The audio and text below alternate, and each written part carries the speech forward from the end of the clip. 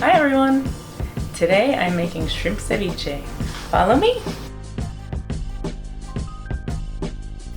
I have a pound of 21 to 25 shrimp. These are large shrimp that I've peeled and deveined. I have some boiling water, and what I'm going to do is I'm going to put these in the sink in a bowl, and I'm going to pour boiling water over the shrimp. I'm not going to put the shrimp in the boiling water. I'm going to put the boiling water into the shrimp and mix it up until the shrimp are just cooked. The acid from the tomato juice and the lime juice is going to cook the shrimp the rest of the way. Let's get started.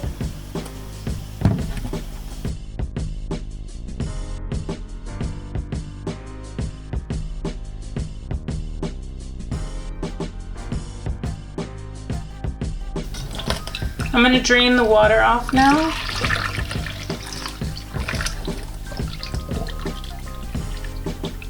And then I'm going to hit it with some cold water.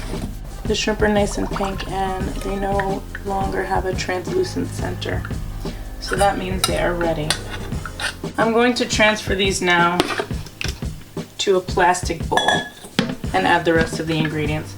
It is very important that you use a plastic bowl for this because the acid in a metal bowl will change the flavor and make it metallic tasting. So you want to use a plastic bowl or a silicone bowl for making ceviche or any food with a high acid content. I'm going to start by chopping a pound and a half of tomatoes. I have a nice variety here of vine-ripe tomatoes, grape tomatoes, and heirloom tomatoes. I'm going to juice 5 limes. I am going to use 1 small red onion or half a large red onion, which is what I have, and half a bunch of cilantro. When you chop this up, it should be about half a cup. Let's get these chopped up.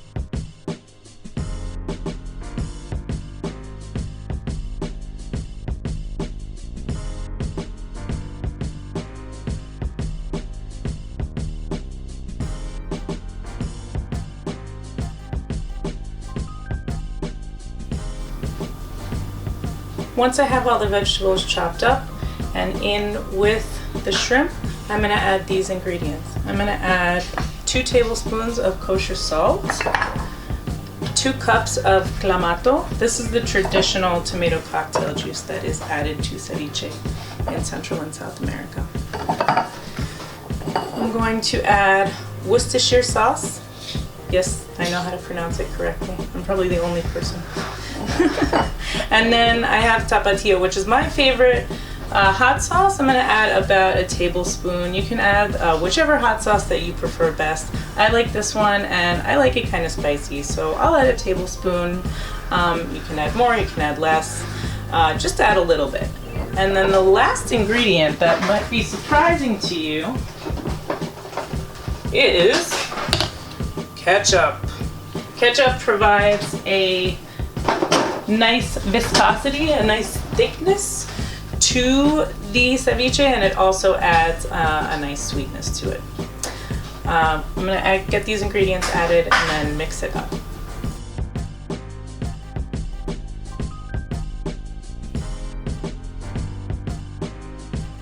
Our ceviche is now done. I'm going to put it in a plastic container and transfer it into the refrigerator. I'm going to chill it for about 4 hours. That'll give the flavors a nice time to marry together. It'll chill down the ceviche, which makes it nicer to eat. You can eat this with some plain tamales. That's the way they do it in Guatemala. Or you can eat it with some plantain chips. A lot of different South American countries eat it with plantain chips crumbled right into it. It's very nice. Adds a nice texture too. This is our ceviche. It's been sitting for about 4 hours. All the flavors should have had time to marry together. I'm going to try it now and see how we did.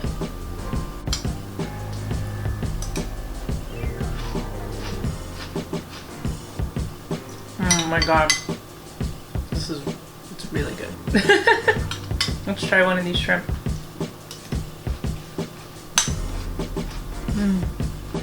After it sat for all that time, the shrimp actually had a lot of time to absorb the juices. So I just cooked them very briefly in the hot water until they were just not translucent in the center.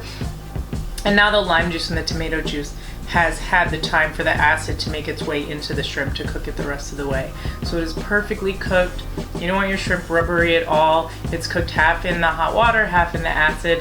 It is a completely perfect dish. I encourage you to try it. I know the ketchup is a little weird and some of you might say, ketchup?